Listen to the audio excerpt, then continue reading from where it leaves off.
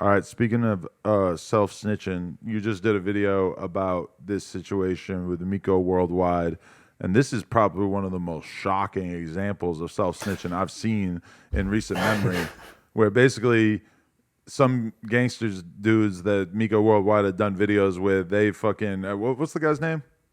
Slat Zai. Right. So they lined Miko Worldwide up and robbed him at a certain point once they decided that they basically couldn't get anything else out of him once he had been shown to be fucking with little boys or whatever the case may be. And so they rob Yeah. him and then they full fledged talk about robbing him on Instagram Live, right?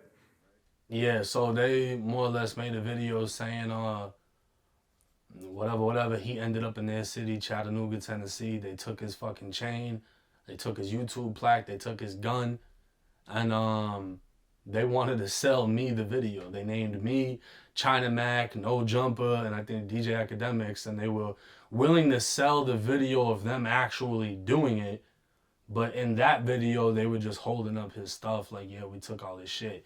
And then that same day, he would make a post showing the plaque, showing he had money, showing he had a gun, and with another chain on, but the chain was white gold or silver.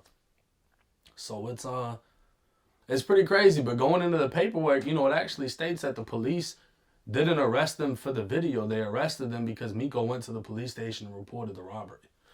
So that's how that happened. And when they put the video on Instagram, Miko actually sent them the video. He sent it to the police. Like, hey, they're making fun of me. That's probably what really made him want to get on their ass. You know what I'm saying? And he sent them the video, and the warrants went out, and they ended up getting picked up. Slat Zai actually isn't in jail right now, though. He's turning himself in tomorrow. What do you think about that video that you had in your video of him basically saying that even though he said that he robbed him, he didn't actually rob him and he was just trying to act cool? I don't know. I Like mean, what? Like who the fuck could possibly? Who is the audience for this? We obviously think you're lying. my whole thing is, I reached out to bruh. He shot back, because his manager's a 100K track. I actually reached out to track first. Oh, I didn't Then even realize he was tapped in like that. Okay. yeah, that's his manager. So I Wow. reached out to track and more or less like, yo, is he still free? Because I don't see nothing about him getting arrested. Then I reached out to Slat Zai because I seen a story post. And, whatever. We had a little conversation. And I gave him the opportunity to speak his piece. And that's more or less what I mean by having conversations with people that I do videos on. Like, not everything is going to be beefing, but at the same time, I'll give you an opportunity to throw something in there if you want to throw something in there. And he more or less said he wanted to check Miko because he did the video with Miko, and that shit looks crazy now that the news came out that Miko had some weird shit in his history. And he was checking Miko, and I guess, from my understanding, people that obviously Slat Zai doesn't have control over went and did what they did. And that's just how it went down. He states that he didn't actually take anything and he didn't rob him or this and that. But you know how the courts is going to look at it is you either facilitated it or participated in it, and it might not work out. But I think the main thing that he was saying that's going to be an important factor is if Miko decides to go to court and testify or whatever. Right. I mean, it's been pretty obvious on YouTube for the last few years that you could get a bunch of views if you were to be a hood vlogger and just, go to dangerous neighborhoods and make content about all the grimy shit that goes on there.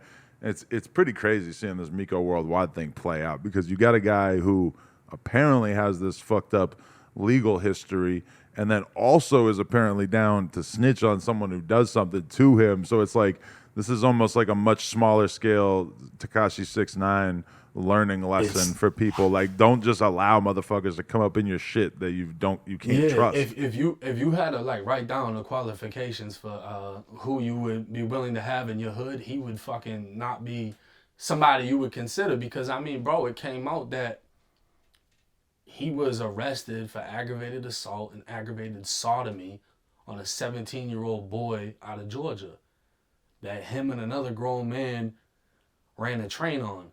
So it's some weird shit, you know what I mean? And he pled out to a lesser charge in that case, tried to twist it, tried to have a lawyer speak on his behalf, and I got into the paperwork and found out what it was. And people were still willing to do videos with him and act like they didn't know anything about it, which is how I feel is similar to Mighty Mouse. But now, not only do you have that history, you just flat out told on some people. You know, so it's like I don't know what hood is still gonna let you in there, knowing that you've had law enforcement history in the past, you got the weird case, and then now you're full on telling on people that did what they did. But the craziest aspect for me is there's videos of him dropping his location, telling people to pull up, flexing a gun, like, yeah, y'all want it, come pull up. I ain't scared of nobody, all this, all that, da, da, da. And then it's like, really, in all actuality, he either had police with him or the police on fucking speed dial.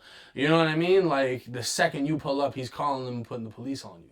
So it's just crazy the type of trap that he was setting. And I don't see how he's going to be able to continue with that type of content knowing what he's doing now. Yeah, that's pretty hard to imagine. He's probably going to have to do a content pivot. He's going to have to be making kid videos or something. I don't know. Oh, come on. He can't do kid videos with that type of background. He could become like Blippy. Fuck? Have a Blippy arc to his career, man. He might as well just give that shit up. Damn, bro. That's just crazy, though, that, like, of course, somebody had to come along who was going to have that messy of a thing alongside them. That's crazy. This 1090J clip is from a Patreon exclusive interview that we did, so you can go check it out by supporting us at patreon.com/nojumper or onlyfans.com/nojumper.